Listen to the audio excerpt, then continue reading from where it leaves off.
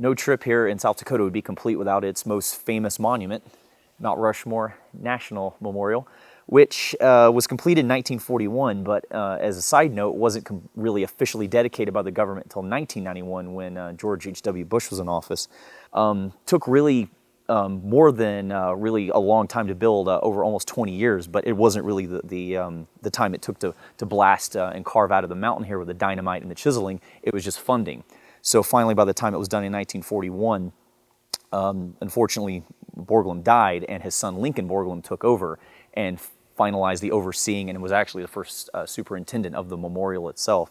Gutzon Borglum actually started a previous project that a lot of the people around Atlanta would know now as Stone Mountain. However, his final image on Stone Mountain was not his. He actually came kind of to heads his vision, and he disagreed with a lot of the work that what the Daughters of the Confederacy, who funded Stone Mountain, wanted to do. So he got dejected and basically destroyed the models of what he had at Stone Mountain and picked up, and what the tools and the lessons he learned there, he actually built really Mount Rushmore for this. And Stone Mountain today, the final design that actually is going to be in an upcoming episode, is actually a secondary design that he actually had no part in at all.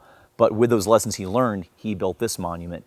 And with this, with South Dakota, it's just brought, really a lot of attraction here to the Black Hills. But there's a lot more here to the Black Hills than, even Mount Rushmore here today, which again is a really good focal point, a good starting point. It's right near Keystone, South Dakota. You've got really a lot of really beautiful other national park sites and state parks as well. Custer State Park, Wind Cave National Park, Jewel Cave National Monument. So really good focal point if you're here in the Black Hills, just to see really this among other just inspiring vistas and scenes of our country right here in the Black Hills. We're here in late April, and not a lot of crowds here, and that's another thing about national parks that I really want to stress, that really this is a good time of year. This case, it's late April and there's still snow on the ground. But then again, that's South Dakota, but places like, say, where we've been previously, DeSoto National Memorial down in Bradenton, Florida, places like that, even in the winter months, it's really good.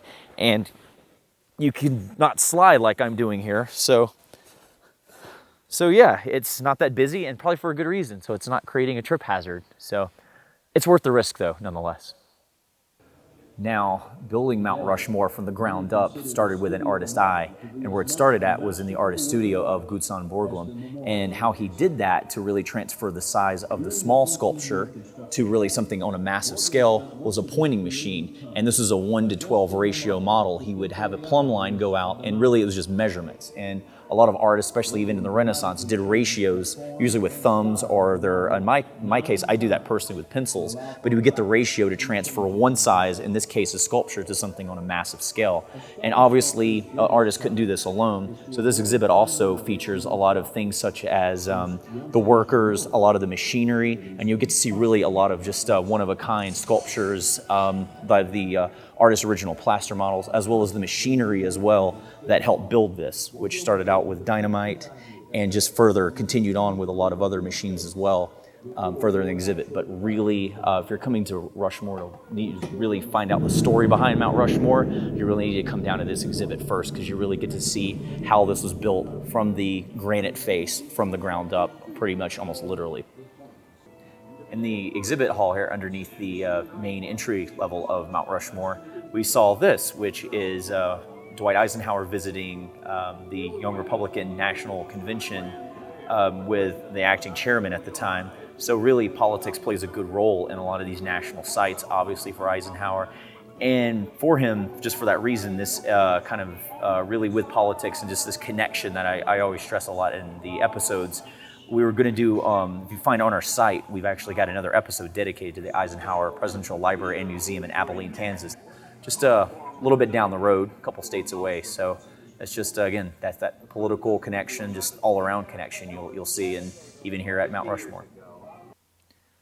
All right, we've just closing it up here at Mount Rushmore, and it's a really nice place. A lot of good amenities. You get to see the artist studio. You get to see really not just the monument itself, but the making of the monument. And there's a lot of plaques, and there's the kind of avenue of flags that just shows all the 50 states. So really America really at its center, and really just seeing it in person, you really get to see, especially with Teddy Roosevelt, just how I didn't know how far back his head was, and just seeing it from different angles, more than just what you typically see on the postcards and on travel TV shows and things like that. So it's just a very neat experience of seeing that. So we're going to move on and go to some other parks in the nearby area. So we're going to check it out. In the meantime, I'm just going to enjoy the view here.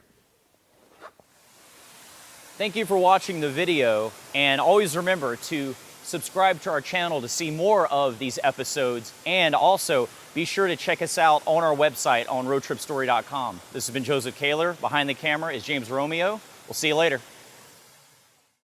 And there's a saying, sleep tight, don't let the bed bugs bite. And the reason for that is, at night, one of the children would have the chore of going through and making sure all of the ropes are tight.